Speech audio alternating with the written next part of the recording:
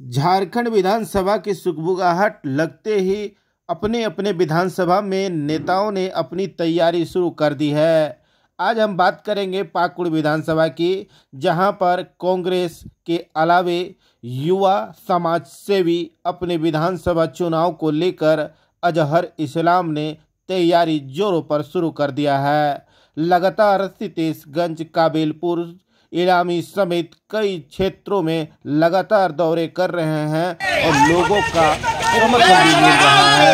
उन्होंने खुले मंच से ऐलान किया है कि अगर विधायक बना तो अपने विधायिका की सारे पैसा जनता के बीच बांट दूंगा। आइए सुनते हैं अजहर इस्लाम क्या कह रहे हैं।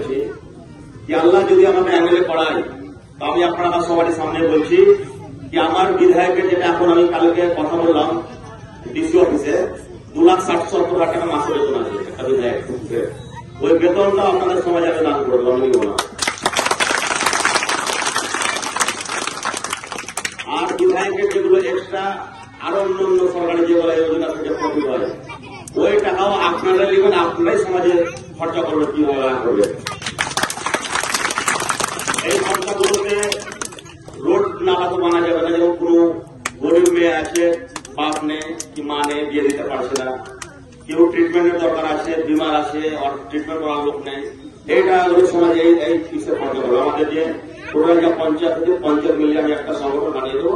এই সংগঠনে কিছু লোক আপনারা থাকবেন, আপনারা সব ডিসাইড করার যে পুরো থাকবে, সব ডিজিটাল। এই 8টা-10টা লোক নিয়ে কত কি হিসাব থাকবো তা থাকলো কিছু না, সবারই হোয়াটসঅ্যাপ গ্রুপ বানা থাকবে, কি হচ্ছে না আমাদের সব ডিজিটাল দেখতে পাবে। আর একটা কথা বলি, যেমন আপনাদের এই গ্রামে যে আমাদের আলমগীর সাহেব আছে, আমাদের মিনিস্টার, ওর কাছে 2-4-5 জনই মধ্যে যান, একজন। তো আমার আল্লাহ যদি আমাকে বিধায়ক করে এরকম কিছু থাকবে না কি আজ ফরুল আমাকে এখানে নিয়ে এসছে, আজ ফরুল আমার কাছে যাবে আর আমি আজ ফরুল গ্রাম থেকে 10টা লোক গেল, আমি বলবো আজ ফরুল কই, তোমার কথা আমি চিনি না, আজ ফরুল নিয়ে এসো তারপরে তুমি আসবা।